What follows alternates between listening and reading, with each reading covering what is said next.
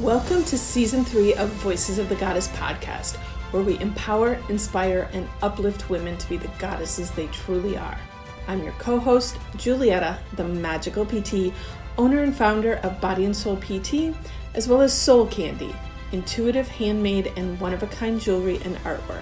I support people in finding the magic within themselves, creating balance in their body and soul. And I'm your other co-host, Graciela, published, award-winning, and professionally certified portrait photographer specializing in boudoir and personal branding. I create portraits of who you are and not just what you look like so that you can become who you've always been. Join us each week as we sit down for a heart-to-heart chat, sharing stories and insights with listeners across the globe. Laughter and tears alike abound as we access ancient wisdom in modern times through unique and exciting storytelling, supporting you on your life's journey. Welcome to the circle and enjoy the show. Hello, everyone. Welcome to the show. Here we are again. Time for another again. It's like Groundhog Day. But better. Way better. Way better. So we're going to do something different today to start. Yes. Yes, we are. I'm like my little woo-woo gypsy, whatever. I know I had to have been a gypsy in one of my cajillion past lives. So I like cards. Like, I don't do official tarot card readings or anything like that, but cards have been, they've been a friend. When you're sitting in that space and you're like debating and unknown, like what to do, what direction to take, I always go to my cards and ask them. And off camera, I'll tell you some funny stories that maybe I haven't told you already. Some very interesting predictions of the future, like, whoa. But anyway, so I'm going to pull a card for our audience today because I'm sure all our listeners out there have a question that they are seeking the answer for. And so I'm using my Goddess Guidance Oracle cards today. Since we are Voices of the Goddess, I thought I'd choose the Goddess cards. Beautiful. And see what comes up for our audience today. I love this. Don't forget, when you guys are out in the world, you can hop into our Facebook group and continue the conversation in there. So if what Julietta pulls up is meaningful to you, hop on in there. Tell us all about it. I want to chat. So we got Artemis, and she is the guardian. Ooh. And her message is, you and your loved ones are safe and spiritually protected. Put that on screen there. Beautiful. I always love all these cards have such beautiful drawings on them. And what comes up for me with this card, something I didn't think of until I was reading an email today, or yesterday. We have here in town, as I'm a member of the board of the Wilton Manors Business Association, and we have a huge event tonight called Holiday Spectacular in the Park. If you're listening to this on YouTube Live today, come on down. There's still a few tickets left, although not many. They've sold. Most tickets ever that they've sold to this event. But something, we've done, I think this is our 4th time doing the event. And in the past, we've never really worried about security. But given things that have gone on in the world, and for those that don't know, Wilton Manors is a very highly LGBTQ community. Did I say that right? And, some of the stuff that's gone on recently and in recent years has the community a little concerned about, gathering in groups in public places. And so we've gotten the police department a little bit more involved this year to ensure everybody's safety. So I'm going to take that card as the message that the event tonight is going to be perfectly safe and protected, and everybody's going to have a really great time. I think that's awesome. I think it's important to prepare, right, for whatever may come, but also set the intention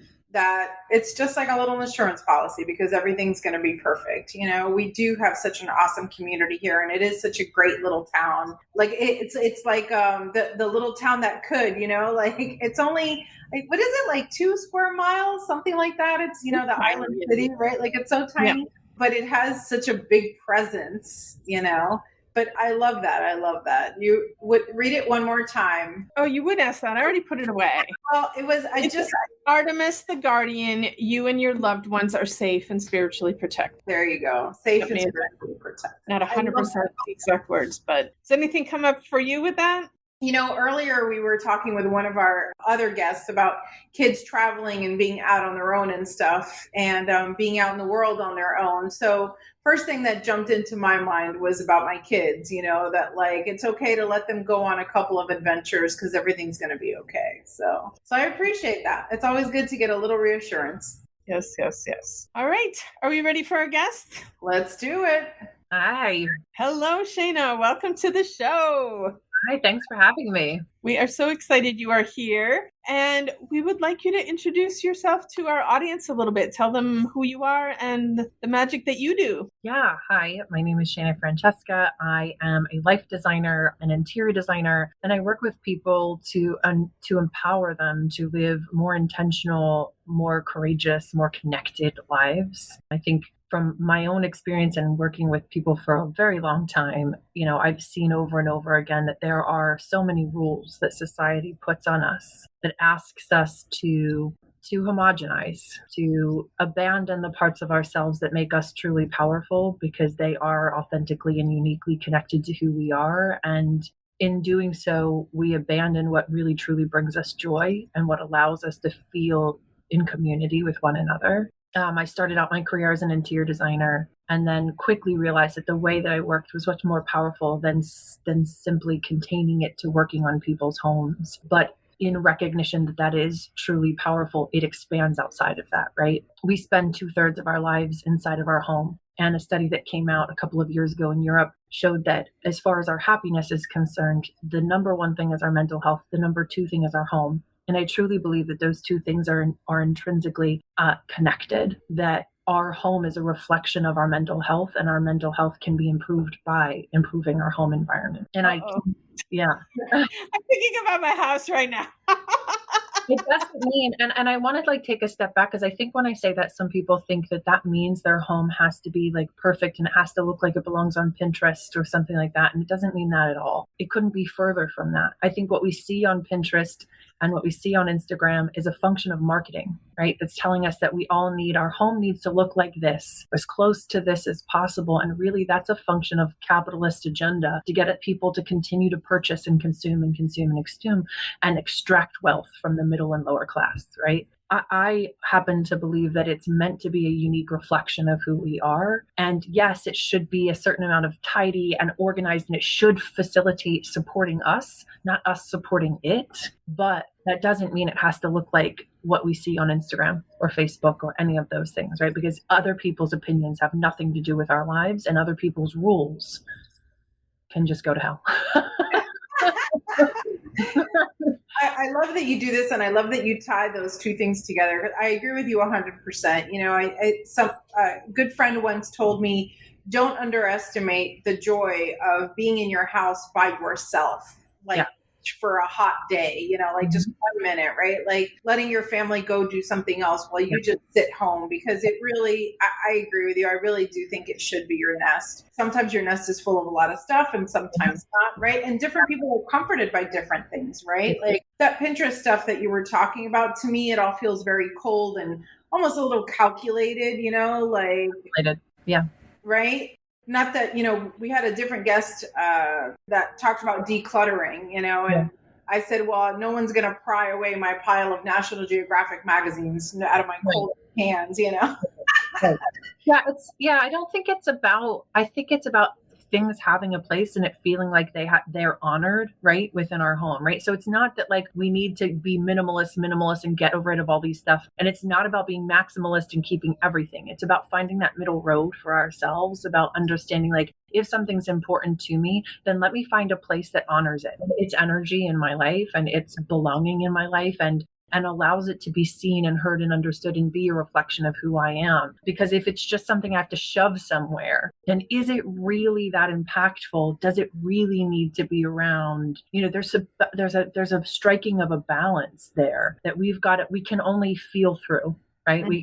It's not like a a script and it can't be applied. We've got to start looking around our home and asking ourselves questions. And in the same way, we should be looking at our lives, asking ourselves questions of, does this thing belong? Does it truly reflect how I want my life to feel? What I want my life to look like, the story that I want my life to tell, does it align with that, right? And how I want to feel while I'm participating in the story of my life, because every moment is a participation in the story of your life, right? And, I talk to people about the fact that our home becomes the stage from which we tell the story of our life, not in a performative way, but the fact that we spend 2/3 of our life in our home, we're making, and arguably now even more, we're making like 90% of the decisions we make in a day within our home, right? And so we need to feel supported in making the decisions and spending time with our family and our friends and our children and our loved ones and whoever else it is. It needs to be able to facilitate those experiences just like a stage does a play, right? And setting that stage and helping create that moment,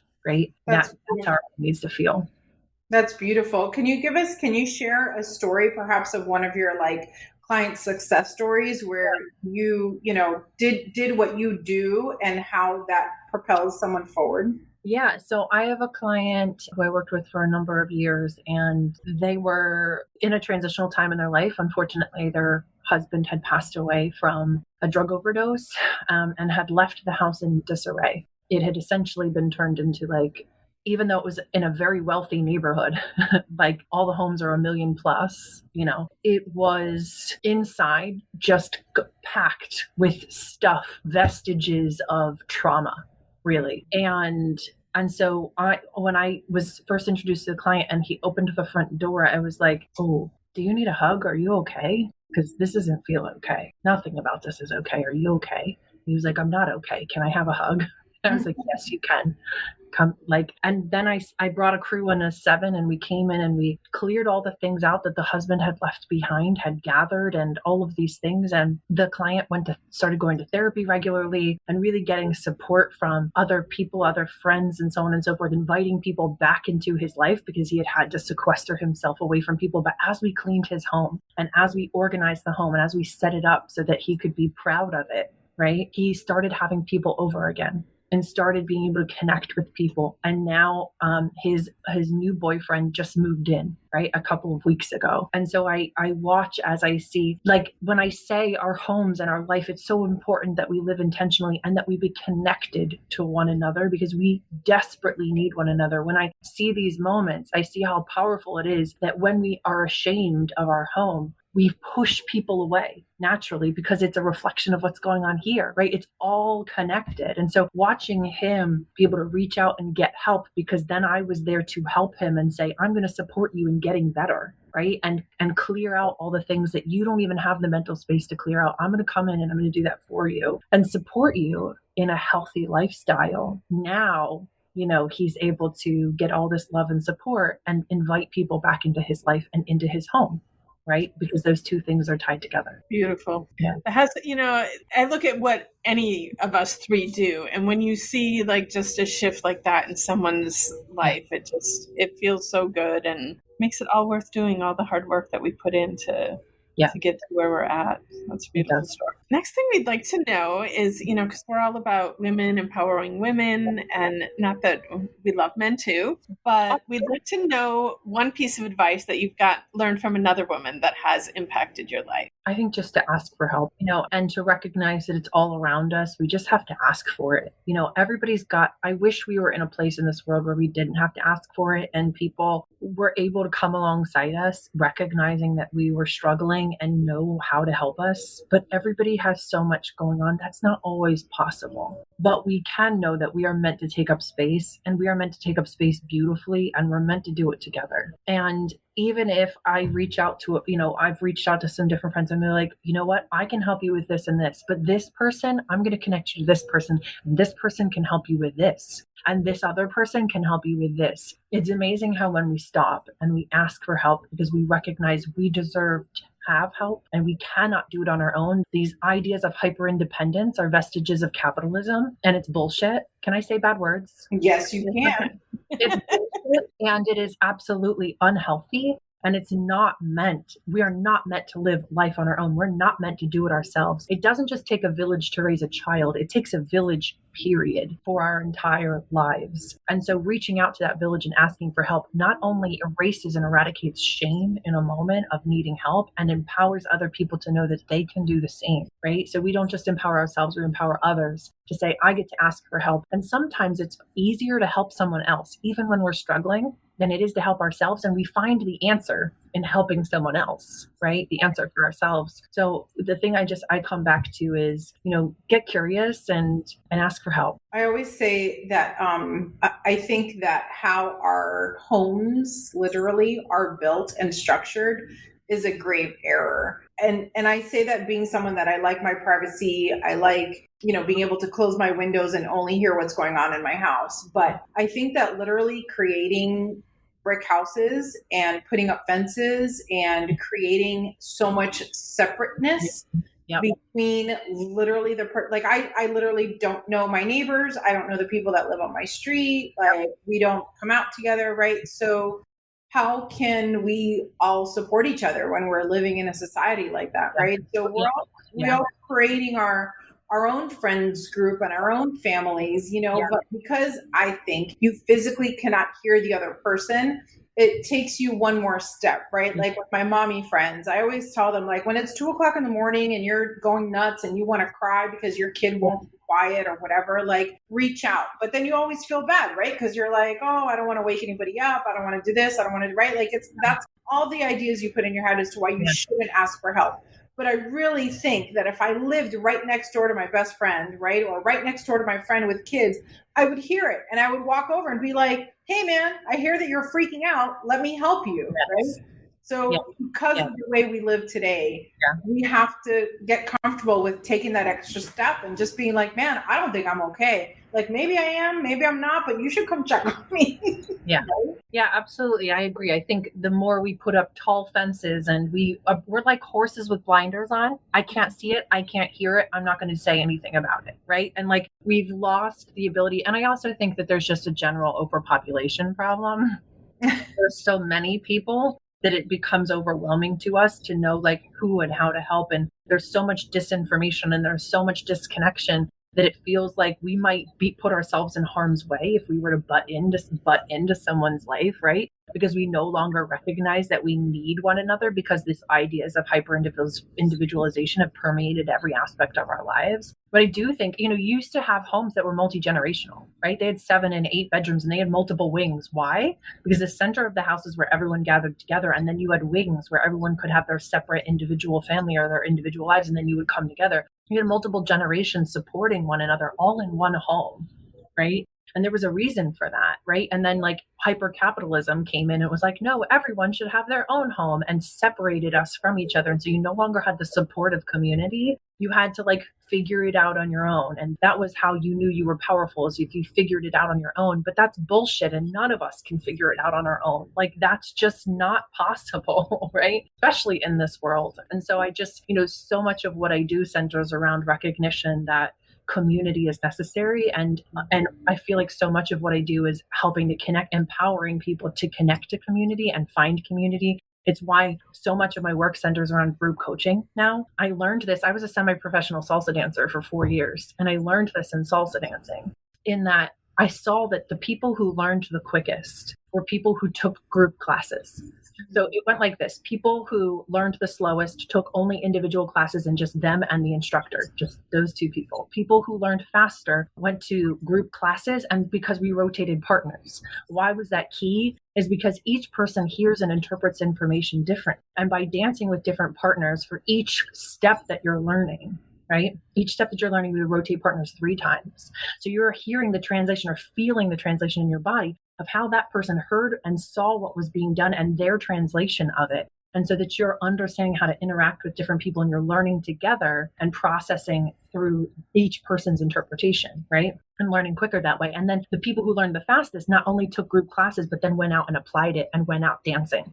Right. And I feel it's the same way with group coaching. Is it's really, you can learn a lot by hiring me and us working together one-on-one, but it's not my preference. My preference is to work in group coaching so that we can all hear and process information together, understand how each other is processing, and we form community that way, right? We've got support that way. We hear other people struggling with the same information that we are and trying to figure out and process how to handle it, and then taking that out into the real world and getting together, a couple people outside of that group coaching and really getting closer and expanding upon that understanding. It's a beautiful way to build community. And we all need to find, I think, more ways to do that connect with who we are, whether it be through a hobby or it be through something like group coaching. This reminds me of the Blue Zones books that I always talk about, Julietta, how community is a big component of a long life,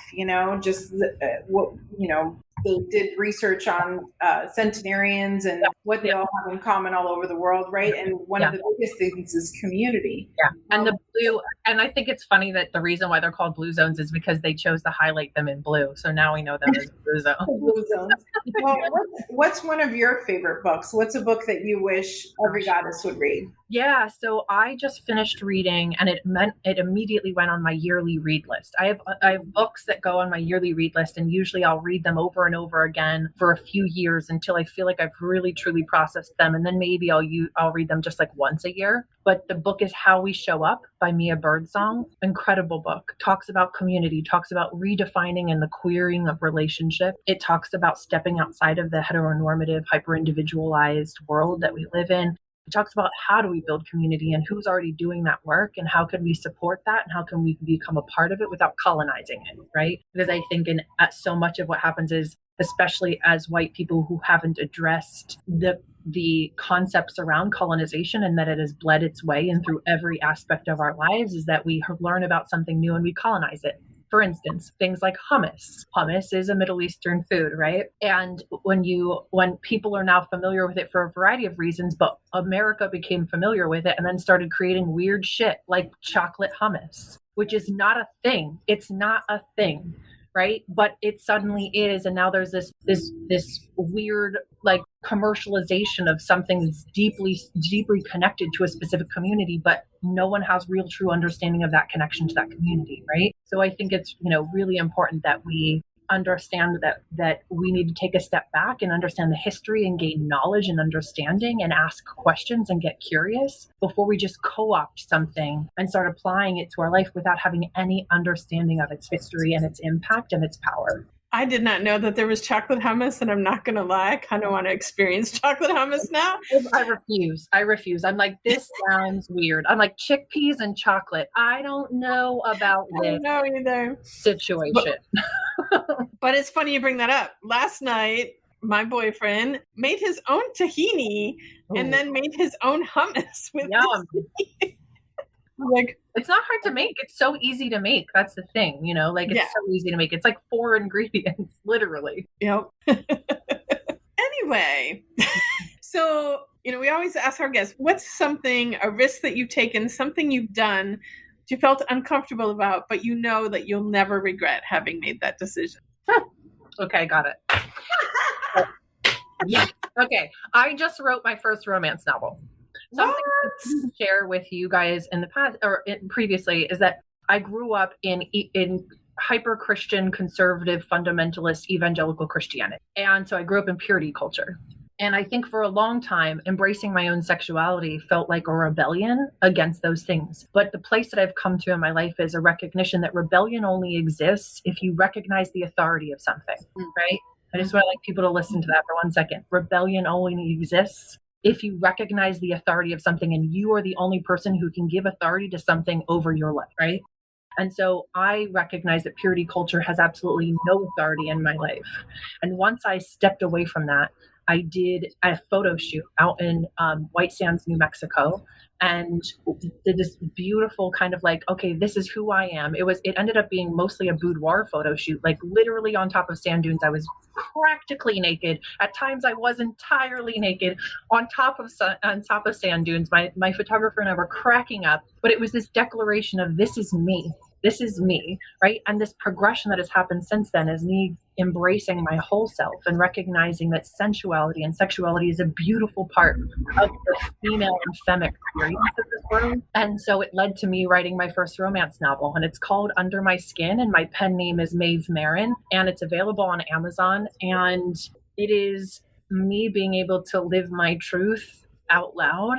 And I absolutely, I'm obsessed with the fact that I did it, and I'm already writing a second novel. So, and it's spicy. It is very spicy, people. So, we have the link, but know that it's spicy. Make sure we have I don't know if you sent the link for that in your, is it in your chat? I can put it in the chat right here, or I can email it to you. Perfect. Yes. Perfect. So I don't know if you know, but I am a boudoir photographer, and I know exactly the experience that you're talking about. And it is absolutely so awesome to hear that helped catapult you into your full self. Like, obviously it's a piece of your long journey, but to see that you were able to see so much of yourself in that way, right? That maybe you weren't even aware of, or even realized, right? Like that's really amazing. I say to people all the time, there's something really special and spiritual about boudoir photography, especially for people raised as female, because we're raised to be small, to hide our sexuality, that if someone's attracted to us, that's our responsibility, not theirs. You know, that we are temptresses, that we are the problem. And I just decided to live out loud and say, fuck all of that. I'm not the problem. I'm the goddamn solution. That's right. And I will live out loud, and I will live my truth, and fuck you if you think otherwise, because I don't really care. I don't care anymore. It doesn't matter if I'm covered head to toe or I'm entirely naked. I'm treated exactly the same by men in this world. So if that's the truth, I'm going to choose to live exactly how I want to live and live my truth. That's so powerful. I appreciate that so much. And it's interesting because I think no matter how we show up in the world, everybody deserves the chance to see themselves in a different way, right? Because we are products of different types of conditioning, for better or for worse, right? And it's funny because I have several masculine of center women who are my clients who have told me there's not even examples of what I would look like in a sensual way, you know, because they've never been given permission to show up in that way, right? What does that even look like? I mean, you know, we launched a whole project about it because my friend couldn't find any examples of herself on Pinterest. Like a mask femme. Yeah, totally. Yeah. And it's just and I think everybody deserves that opportunity. You know, 100%. It is so powerful. And I think sexuality, or, you know, gender, sexuality, all these things are a sliding scale. They are not they're, first of all, not finite, and second, not easily categorized, right? Because with one partner, we might find ourselves feeling much more adventurous, and with another partner, we might find ourselves kind of falling back into a more submissive role. You know, there's all kinds of different energy in any given moment and with any given interaction with different people in our lives. And so I think being able to honor that and enter any moment with presence, because we're entering it with curiosity and courage, is such a beautiful thing. But I do recognize that it's really hard if you live outside the margins, right? Like outside of, you know, what people accept as honest and true. I'm neurodivergent. So like I have autism spectrum disorder and ADHD. So like I've always kind of lived on the outside, and my friends have always been people who also lived on those margins with me. And so, you know, I think figuring out how to blaze those trails together is such a beautiful thing. Yes. I'm like, you silenced Graciela. That was pretty amazing. I was just trying to give you a chance, Julietta, because I got like 27 things more I could say, but I'm watching the clock here. I truly, like I said, you're speaking our language. You know, I'll just leave it at that. I really honor everything that you've said, and I thank you. I appreciate both of you. It's time for our last question, which that's why I was pausing, because that was your question, Graciela. But since you paused, I'm just going to take it. We are compiling a library of sweet, delicious memories.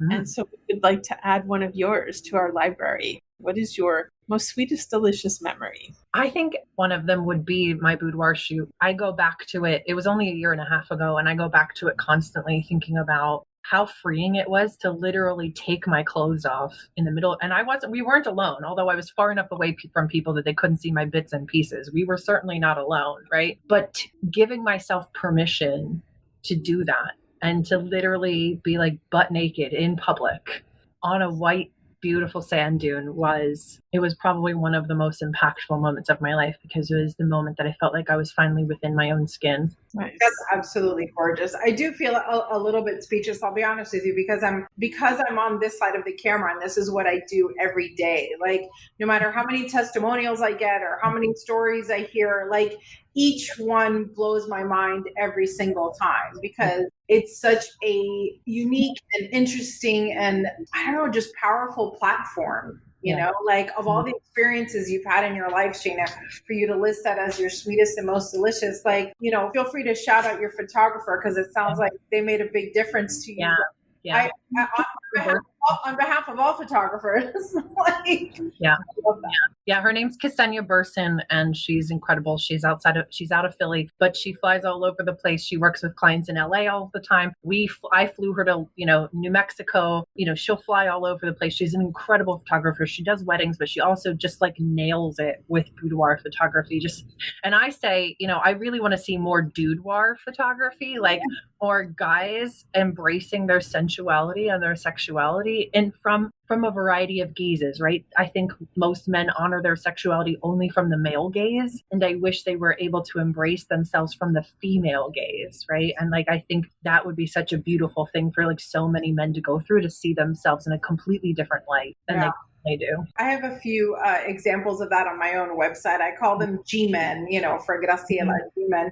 But whenever I post blogs, I always post the story that goes with it, and when you read the guy ones, it's really, really interesting. They're not any different from us. I will tell you, they come with all the same insecurities and all the same nervousness and everything else. And it's really tells them they're not allowed. Right? They're not allowed to be nervous. They're not allowed to be those things. They're not allowed to be vulnerable, and it's so dangerous for them and for us. It's all good. Yeah. It's all good. We're all growing and changing and shifting. And, as someone who's been on this path for so many years, many times along the way, I've had like total despair and hopelessness that humanity's not going to get there. And I do have to say, like, this podcast and the people that we have on, like, give me hope, and that the shift is really happening. It's going to happen. And all this work is not for naught. And we're not in the wilderness alone. We're in it together. And all we have to do is just reach out our hands, even though it feels dark and we can't see anything. If we just reach out our hands, we'll feel that literally there's someone standing right next to us in the dark. We'll bump right into each other. So I think I agree with you. Awesome. Thank you so much for sharing everything that you did today. I really loved having you on. Yeah. Thanks for having me. Thank you for joining us. Thank you to our audience for listening. And that's a wrap, people. Bye-bye.